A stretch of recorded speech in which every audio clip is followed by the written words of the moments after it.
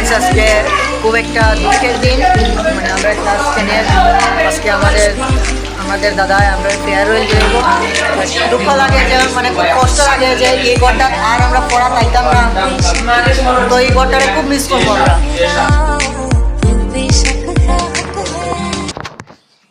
তখন তুই কি বলস বলটা ইয়া তুই বলস পারি না পড়ছি মনে থাকে না কি তা বলবা করতাম তো করতে চলতে কথা আমার তো শেষ তো করতে আর আমি তো জিজ্ঞেস তো মনে হয় তুই আর প্রবলেম নেই।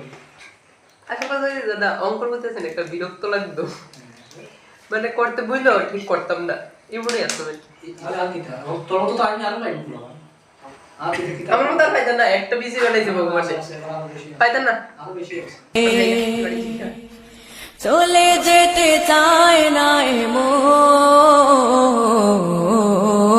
তবু চলে যেতে হয়, তবু চলে যেতে হয়। চলে যেতে চায় না মন,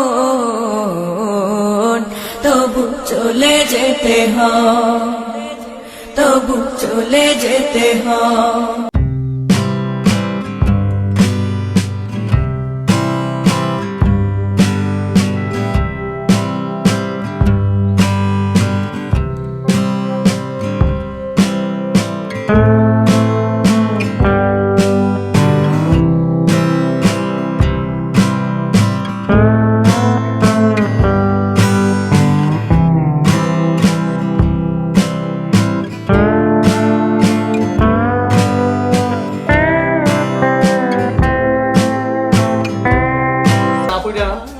সাধারণ বাটামি মারে এটা পারমিশন পাইব ওটা আমার ইয়া আসলো না নে পারমিশন পাইছস হ্যাঁ এ পাস করতে না আসলো তো পাস করে রাখছি তাও সেকেন্ড ডিভিশন मस्त धड़कन ये कहती है दिल तेरे बिन धड़के ना एक तू ही यार मेरा मुझको क्या दुनिया से लेना ये दोस्ती तो लागिस ना আমার পেটে ব্যথা করব না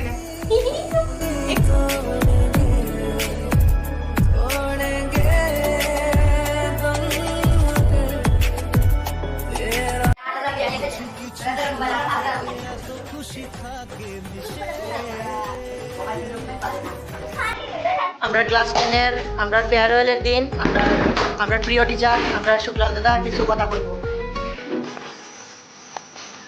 এই বছরের মাধ্যমিক 2023 সালের যারা ভালো রেজাল্ট করছে, যার বেসের নাম আমি রাখছিলাম আমার অফিস বেস, কারণ বছরের প্রথম থেকে লাস্ট অবধি একটা যে পড়াশোনা করতো সারাদিন কথা বিচার আমি বিশ্বাস করতাম না, বা আমার আশা আসলে এই দেশের উপরে যে তারা এমন রেজাল্ট করবো।